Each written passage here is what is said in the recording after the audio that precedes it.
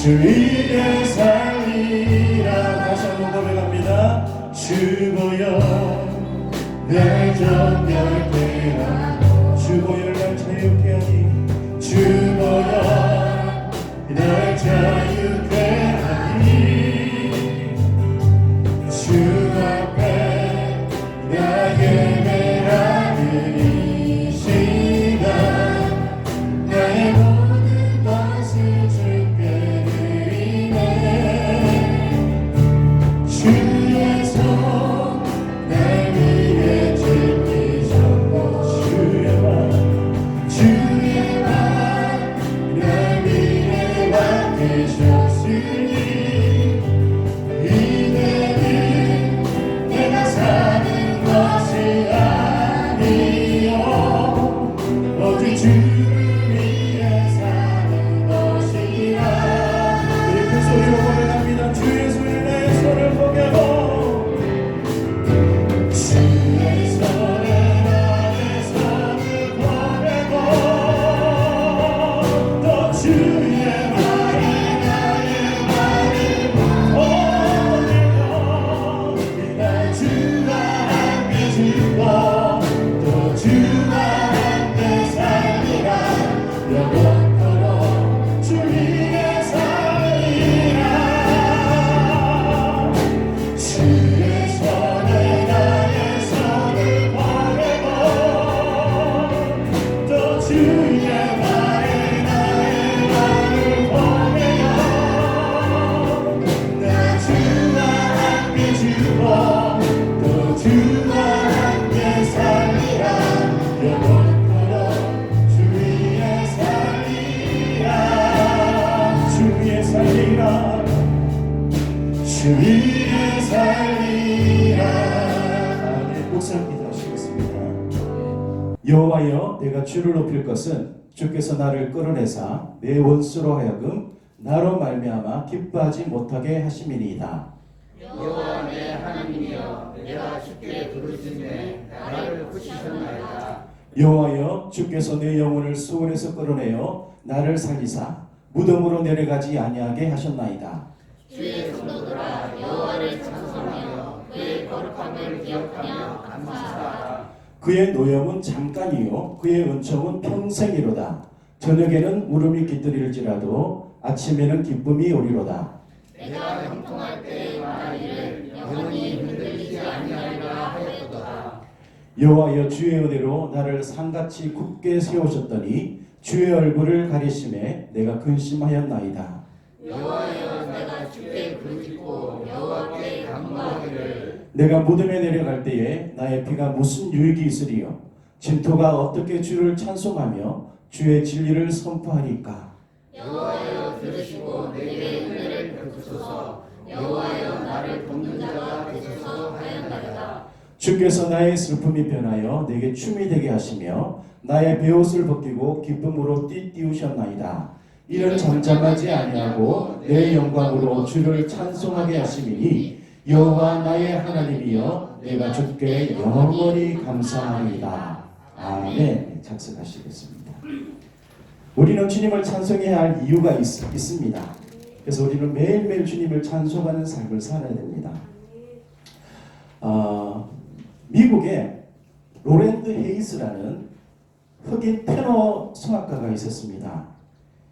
이분은 1923년에 유럽에서 선풍적인 인기를 끕니다. 그래서 서로 초청해서 그의 노래를 듣기를 원했습니다. 독일에서도 이 사람을 초청해서 연주회를 듣기를 원했습니다. 그래서 초청해서 베토벤 홀에서 흑인이 처음으로 베토벤 홀에서 연주할 수 있는 기회를 줍니다. 그런데 독일 극우파들이 그 사실을 알고 데모를 하는 겁니다. 흑인이 베토벤 홀에서 연주하는 것은 베토벤에 대한 모욕이다. 독일인의 수치다. 라고 막 일어납니다. 콘서트하는 당일 그 티켓을 이 극우파들이 대부분 구입을 해서 그날 참석을 합니다. 이 헤이스의 노래를 듣기 위해서 참석한 것이 아니라 왜 참석했을까요? 그 콘서트를 방해하기 위해서 참석합니다. 그 사실을 헤이스가 듣습니다. 그래서 고민합니다. 연주 시간이 점점 다가옵니다. 어떻게 할까? 어떻게 할까? 고민하다가 연주 시간이 되어서 강당으로 올라갑니다. 그때 여기저기서 난리가 나죠. 여기가 어디라고 하느냐? 당장 꺼져라! 너희 자식이 어디 이곳에서 노래하려고 왔느냐? 내려가라! 내려가라! 내려가! 내려가! 사람들이 한 목소리로 내려가라고 외칩니다. 그때 이 헤이스가 피아노 옆에 딱 서서 두 손을 보고 하나님 앞에 기도합니다. 그런데도 내려가라고 하면서 온갖 모욕적인 말로 협박을 합니다. 10분 정도 기도를 하니까 잠잠해집니다. 그때 이 헤이스가 눈을 떠서 위를 바라봅니다. 그의 눈에는 눈물이 흐릅니다. 조명이 그를 비추자 눈물이 반사돼서 반짝반짝거립니다. 그때 헤이스는 다시 한번 큰 소리를 내어서 하나님 앞에 기도합니다. 나의 피부를 어둡게 만드시는 하나님 아버지, 내 마음과 영혼을 이 시간 어둡지 않게 하소서. 이 시간 검은 피부의 사람이 부르는 노래가 흰 피부의 어두운 마음을 가진 자들을 감동하게 하옵소서 라고 큰 소리로 기도합니다. 그때 피아노 반주가 전주를 시작합니다. 그때 이 헤이스가 노래를 부릅니다. 당신은 평화십니다 라는 제목의 찬송을 하나님 앞에 올려드립니다. 하나님, 당신은 평화십니다. 하나님, 이곳에 있는 모든 사람들에게 평화를 주시옵소서 라고 아름다운 목소리로, 웅장한 목소리로 부르기 시작합니다. 그 노래가 시작되니까 이 많은 사람들이 아무 말도 하지 못합니다. 그 노래가 너무나 은혜롭고 아름다웠기 때문에 아무 말을 하지 못합니다. 이 노래가 아주 절정에 이르렀을 때 많은 사람들이 눈에 눈물을 글썽글썽 흘리며 흘리기 시작합니다. 사랑하는 성도님들, 찬송은요 사람을 변화시키는 놀라운 능력이 있습니다. 아멘. 믿으십니까? 우리 아이들 반주 잘하죠? 찬송도 잘하죠? 네. 어떻게 이렇게 잘하는지 모르겠습니다. 어제는 연습도 많이 못했어요. 시험 기간이라서. 그래도 다들 나왔더라고. 한 명도 빠지지 않고. 이 아이들 다시 박수를 한번 좀 격려했으면 좋겠습니다. 이 아이들에게 하나님께서 지혜를 주셔서, 물론 우리 교회 나오는 모든 학생들 지혜를 주셔서 플러스 10점, 평균 10점 이상 오를 수 있도록 그렇게 하나님께서 주셨으면 좋겠습니다. 찬송은요 사람을 변화시키는 놀라운 능력이 있습니다. 헤이스는 도저히 찬송하기 힘든 그런 상황 속에서도 하나님을 찬송했습니다. 그러니까 하나님께서 그 헤이스를 높여주셨습니다. 이 헤이스가 베토벤 홀에서 최초로 흑인으로 연주를 했습니다. 그 뒤로 극우파들이 흑인이 그곳에 서는 것을 아무 말하지 않았다는 겁니다. 그 뒤로 많은 사람들이 그곳에서 연주할 수 있게 됐다는 사실입니다. 우리가 읽은 시편 30편 말씀도 이 다윗이 정말 죽음 앞에 놓여져 있습니다. 그러니까 도저히 찬송할 수 없는 그런 상황 속에서 지금까지 다윗을 보호하고 인도해 주신 하나님을 생각하면서 노래한 찬송시입니다. 다윗을 떠오르면 무엇이 떠오르십니까? 찬송. 다윗은 찬송하는 자였습니다. 찬송하는 사람. 이 찬송을 빼놓고서는 다윗을 설명할 수가 없습니다. 다윗의 삶 자체가 찬송이었죠. 시편에도 대부분의 이 시편이 찬송이죠. 다윗이 만든 노래입니다. 시요 노래죠. 우리가 그냥 쭉 읽었지만은 이것은 노래입니다. 어떻게 노래인지는 알 수는 없지만 다윗이 쓴 노래라는 거예요. 여러분 삶 가운데서도 이 찬송이 흘러 넘치시기를 축복합니다. 어디에 있든지 하나님을 찬송하는 사람들이 되시기를 축복합니다. 다윗은요 주님을 찬송해야 할 이유를 대해서 이렇게 말을 합니다. 내 영혼을 살려주시기 때문에 나는 찬송합니다. 3절 같이 한번 읽어볼까요? 시작. 여호와여 주께서 내 영혼을 수월에서 끌어내어 나를 살리사 무덤으로 내려가지 아니하게 하셨나이다. 아멘. 이 수월은요 신약에 보면은 음부라고 표현되어 있고 무덤으로 이렇게 표현되어 있습니다. 똑같은 말입니다. 그러니까 스스로 힘으로 빠져나올 수 없는 곳, 이런 것을 의미합니다. 그러니까 다윗은 지금 죽을 수밖에 없는 상황 속에 있습니다. 그런 상황 속에 하나님을 찬송했더니 하나님께서 건져주시고 살려주셨다라고 이렇게 고백하고 있는 것입니다. 다윗은요, 대적들이 참 많았죠. 가장 큰 대적이 누구였습니까? 사울 왕이었습니다. 사울 왕. 사울 왕은 이 다윗의 장인이었죠. 장인. 자기 딸의 남편이었습니다. 그럼에도 불구하고 백성들이 사울 왕보다 다윗을 더 좋아하고 다윗을 높입니다. 그러니까 다윗을 죽이려고 하죠. 하루는 연주를 하면서 하나님을 찬송하고 있는데 사울에게 걸린 악신을 쫓아내기 위해서 막 찬송하고 있는데 사울 왕이 어떻게 합니까? 창을 던집니다. 정말 어렵게 피하고 도망다니죠. 그런데 그것으로 그치는 것이 아니라 쫓아다니면서 다윗을 죽이려고 합니다. 단 한 번이 아니라 여러 번 다윗을 죽이려고 하죠. 이제 다윗이 왕이 됩니다. 다윗 왕이 딱 되고 난 뒤에는 어떤 일이 벌어집니까? 압살롬이 누구죠? 다윗의 아들. 아들이 아버지를 죽이려고 하는 거예요. 그래서 또 도망다닙니다. 그러니까 도저히 스스로의 힘으로는 해결할 수 없는 큰 문제를 안고 살았습니다. 그런 그를 하나님께서 죽음에서 건져내시고 살려주십니다. 구원해 주시죠. 하나님이 왜 다윗을 이렇게 구원해 주셨을까요? 왜 구원해 주셨을까요? 다윗에게는 하나님에 대한 믿음이 있었습니다. 하나님은 나를 책임져 주시고 나를 보호해 주시고 나를 살리시는 분이라는 그런 믿음이 있었습니다. 그래서 하나님을 찬송했죠. 늘 하나님을 찬송했습니다. 다윗의 어린 시절을 보면 그때도 역시 하나님을 찬송하는 자였습니다. 입술로만 찬송하는 것이 아니라 악기를 연주하면서도 이렇게 하나님을 높였습니다. 대충 찬송한 것이 아니라 온 힘을 다해서 자기 있는 모든 것을 다해서 하나님을 찬송했습니다. 그리고 틈만 나면 하나님을 높이는 시를 적었습니다.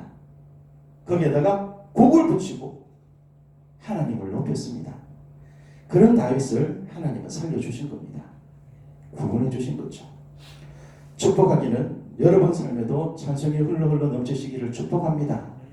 그런 삶을 살면 여러분 삶의 자리에서 구원하시는 하나님을 만나게 될 것입니다.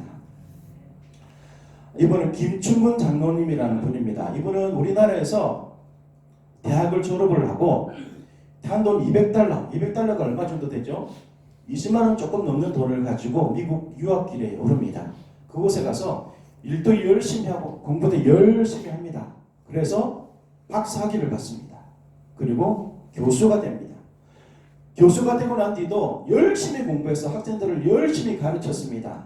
그렇게 했더니 4년 만에 최우수 교수로 뽑힙니다. 인정을 받은 거죠. 이제 잘 살 날만 있습니다. 그런데 그때 큰 시련이 임합니다.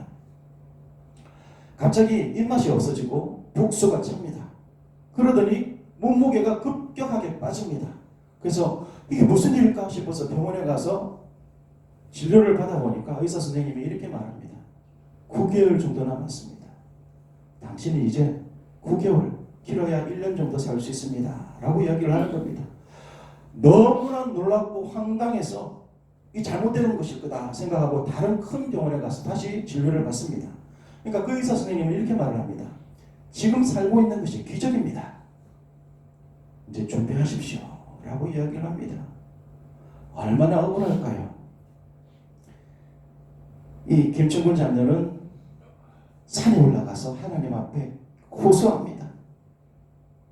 그때 처음 내뱉은 말이 이 말이라고 합니다. Why me? 왜 하나님 접니까? 하나님 제가 죽도록 고생했던 거 주님 보시지 않았습니까? 최선을 다해서 공부해서 박사학위 받고 교수 되고 예수님의 이름으로 아이들을 가르쳤는데 왜 접니까? 나름대로 정직하게 살았고 엄청난 노력도 했고 신앙생활도 꾸준히 했는데 왜 접니까? 라고 하나님 앞에 그렇게 눈물 흘리며 호소합니다. 그때 하나님은 이 장로 안에 있던 감춰진 모습들을 발견케 하십니다. 교만했던 모습들, 진실하지 못했던 모습들, 가족에게 잘못됐던 모습들을 하나하나 떠오르게 합니다. 그렇게 하나하나 하나님 앞에 회개 기도합니다. 그 가지수를 하나씩 적습니다. 적어보니까 자그마치 52페이지 정도 됐다는 겁니다. 노트 52페이지.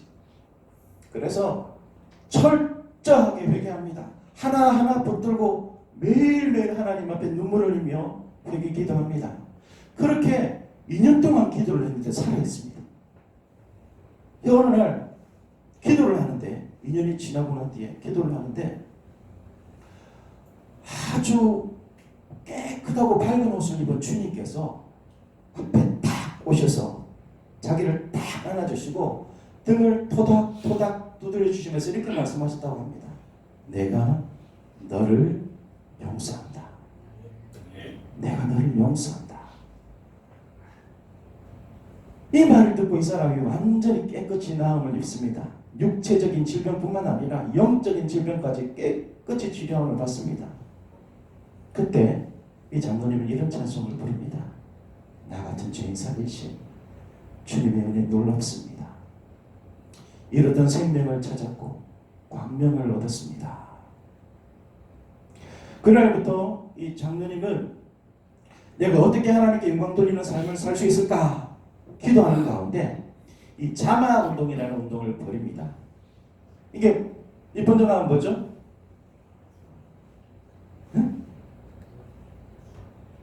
예수 각성 운동 이렇게 번역할 수 있겠죠. 청년들을 도덕적으로 문란한 청년들, 신앙적으로 나태해진 청년들을 일깨우기 위해서 그 청년들에게 다가가서 도덕심을 회복시키고 신앙심을 회복시킵니다. 그래서 하나님을 찬송하게끔 하는 그 사업을 합니다. 그래서 많은 청년들이 주님께로 돌아오는 역사가 나타나죠. 사랑하는 성도님들, 이번 한 주 우리 영혼을 살려주신 하나님을 마음껏 찬송하실 수 있기를 바랍니다. 그러면 하나님을 만나게 될 겁니다. 두 번째로 다윗은 나에게 기쁨을 주시기 때문에 나는 찬송할 이유가 있다라고 고백합니다. 5절입니다. 시작. 그의 노염은 잠깐이요 그의 은총은 평생이로다. 저녁에는 울음이 깃들길지라도 아침에는 기쁨이 오리로다. 아멘. 잘 보십시오. 하나님은 노여도 하십니다. 화내시기도 하십니다. 그런데 하나님의 노염은 어떻다고요? 잠깐이라고 말씀합니다. 반면에 하나님의 은총은 평생입니다. 아멘. 얼마나 놀랍습니까? 하나님의 노여움이 평생이라고 하면은 이 세상에서 천국 갈 사람 아무도 없습니다. 이 얼마나 감사한 일입니까? 노여움은 잠깐이고 하나님 은총은 평생 허락해 주신다는 사실입니다. 그래서 우리도 하나님을 평생 찬송해야 됩니다. 아멘. 11절에 이렇게 말씀합니다. 주께서 나의 슬픔이 변하여 내게 춤이 되게 하시며 나의 베옷을 벗기고 기쁨으로 띠띠우셨나이다. 하나님을 찬송하니까 슬픔이 변해서 춤이 되게 하시고 베옷을 벗겨주시고 기쁨으로 띠띠워 주신다라고 말씀합니다. 이 베옷은요, 성경에 베옷이라고 표현할 때는 죽음과 연관되어 있습니다. 죽을 상황 속에 놓여져 있다는 거죠. 그런 상황 속에 어떻게 했다고요? 찬송하니까 기쁜 삶을 살 수 있게 허락해 주셨다라고 말씀하고 있습니다. 우리가 찬송할 때 하나님은요, 고난도 유익이 되게 하십니다.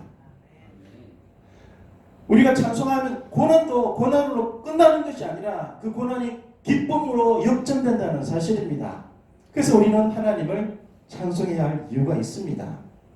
우리나라 옛날에 추수를 하고 난 뒤에 어떻게 했죠?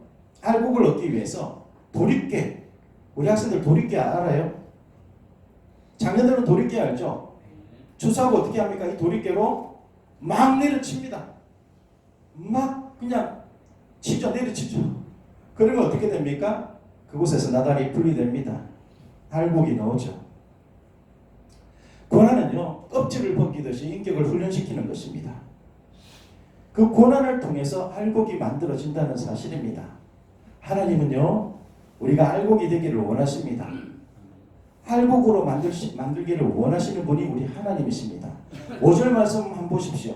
저녁에는 울음이 깃들일지라도 아침에는 기쁨이 온다라고 말씀합니다. 잘 보십시오. 저녁에는 얼음이 닥친다라고 말씀하고 있습니다. 저녁에는 얼음이 닥친다 할지라도 아침에는 기쁨을 주시는 그 하나님을 믿어야 된다는 사실입니다.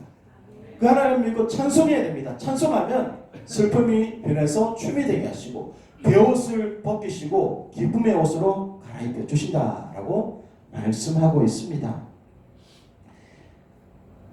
이것을 많이 체험하실 수 있기를 축복합니다. 하나님께서 주시는 기쁨의 옷을 많이 입으실 수 있기를 바랍니다. 주님과 함께 어떤 사람이 모래밭을 걷고 있었습니다. 근데 주님의 발자국을 보니까 보폭도 일정하고 똑바로 가고 있습니다. 그런데 자신의 보폭을 보니까 좀 지그재그로 엉망인 겁니다. 자기 발자국도 엉망인 거예요. 그래도 열심히 주님과 함께 걸어갑니다. 그러다 보니까 어느 순간 그 발자국이 주님과 비슷하게 닮아가는 겁니다. 그래서 똑바로 이렇게 걸어가게 되는 거예요. 주님과 친구가 된 겁니다. 이때. 근데 한참 더 걸어가다 보니까 자신의 발자국이 하나님 발자국 안으로 들어갑니다. 이것은 주님과 하나가 된 거예요. 그렇게 또 열심히 걷다 보니까 자신의 발자국이 점점 커져서 주님의 발자국과 똑같아지는 겁니다. 그러니까 보니까 하나의 발자국밖에 없는 거예요. 이게 뭘까요? 온전히 하나가 된 겁니다. 하나님과 하나가 된 거예요. 그렇게 또 걷다 보니까 어느 순간 보니까 자신의 발자국이 뒤쳐져 있습니다. 그리고 처음처럼 지그재그로 났다가 발 뒤꿈치만 찍혀 있다가 어떨 때는 그 발가락만 찍혀 있습니다. 왜 이렇게 어지럽게 됐지? 생각하고 주님께 묻습니다. 주님, 처음 발자국이 어지럽게 났던 것은 이해합니다. 주님을 배우기 시작한 초보 그리스도인이었으니까요. 그런데 주님께서 어지러운 삶 가운데 들어오셔서 함께 걷는 법을 배우게 하셨습니다. 아, 그래, 내가 그랬지. 그러다 조그맣던 저의 발자국이 주님의 발자국 안에 들어가 주님과 가까워졌습니다. 그래, 제대로 이해하고 있구나. 조그만 발자국이 커져 주님의 발자국과 같아진 것은 주님을 닮아가게 되었음이라고 생각했습니다. 바로 그거야. 맞아. 예수님께서 말씀하십니다. 그런데 주님, 왜 발자국이 갑자기 퇴보했습니까? 왜 주님 발자국에서 떨어져서 처음보다 더 지른 발자국이 되었습니까? 라고 이렇게 물어봤습니다. 그때 예수님께서 미소를 지으시면서 이렇게 말씀하십니다. 그건 네가 슬픔 속에 힘들어할 때 내가 너의 손을 잡고 함께 춤을 춘 것이다. 춤을 춘 것이다. 네가 절망 속에 빠져 있을 때 내가 너의 손을 붙들고 이렇게 세우고 희망을 준 것이야. 네가 슬퍼서 울고 있을 때 내가 너의 손을 붙들고 이렇게 세우고 너와 함께 춤을 춘 것이야. 이렇게 말씀하셨다는 겁니다. 사랑하는 성도님들, 하나님은 우리가 절망 속에 있는 것을 원하지 않으십니다. 슬픔 속에 있는 것을 원하지 않으십니다. 그 상황 속에서도 우리 곁에 오셔서 그 따뜻한 손으로 이렇게 세워주시고 기쁨을 주시고 희망을 주십니다. 그 주님을 찬송하실 수 있기를 바랍니다. 마지막으로 다윗은 주님을 찬송해야 할 이유, 흔들리지 않게 잡아주시기 때문이다 라고 말씀합니다. 우리 6절 같이 읽어볼까요? 시작. 내가 형통할 때에 말하기를 영원히 흔들리지 아니하리라 하였도다. 아멘. 세상 풍조는 나날이 변합니다. 그리고 환경도 수시로 변하죠. 사람들은 더더욱 물질과 명예, 권세의 노예가 되어서 막 방황하기 시작합니다. 우리는 어떻게 해야 될까요? 우리 믿는 사람들은 흔들리지 말아야 됩니다. 주님 안에서 흔들리지 말아야 한다는 사실입니다. 여러분 어떤 어려움이 온다 할지라도 흔들리지 마십시오. 그러려면 우리는 주님 안에 있어야 됩니다. 주님 안에. 주님 안에 뿌리를 내리고 하루하루 살아야 됩니다. 그러면 어떤 강풍이 분다 할지라도 흔들리지 않고 넘어지지 않습니다. 왜냐하면 주님께서 붙들어 주시기 때문입니다. 잘 한번 생각해 보십시오. 영적 성장을 가져오는 중대한 시기가 언제일까요? 형통할 때일까요? 그렇지 않을 때일까요? 영적 성장이 막 일어날 때는 대부분 인생이 가장 어려운 환란의 시기입니다. 내가 어려울 때 영적 성장이 더 일어난다는 사실입니다. 왜 그럴까요? 왜 그럴까요? 왜냐하면 그때 하나님을 바라보기 때문입니다. 헤이스가 베토벤 홀에서 하나님을 바라보지 않고 공연을 했다면 어떤 일이 벌어졌을까요? 다윗이 어려운 상황 속에 놓여졌을 때 하나님을 바라보지 않았다고 하면 어떤 일이 벌어졌을까요? 우리가 살아가다가 어려움을 만날 때 하나님을 바라보지 않으면 우리에게 어떤 일이 벌어질까요? 생각만 해도 끔찍하지 않습니까? 우리는 하나님을 바라보며 살아야 됩니다. 하나님을 의지해야 됩니다. 매일매일 주님 안에 내 뿌리를 박고 그 안에서 자라가야 됩니다. 매일매일 자라가며 살아계신 하나님을 찬송하며 살아야 됩니다. 미국 NBA 농구 선수 중에 제레미 린이라는 사람이 있습니다. 이 사람은요 대만계 미국인입니다. 이분은 아주 독실한 그리스도인입니다. 믿음이 아주 좋은 사람이죠.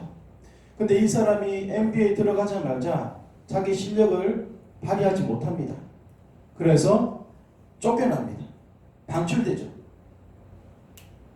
그때 이 제레미 린이 일기장에 이렇게 글을 적었다고 합니다.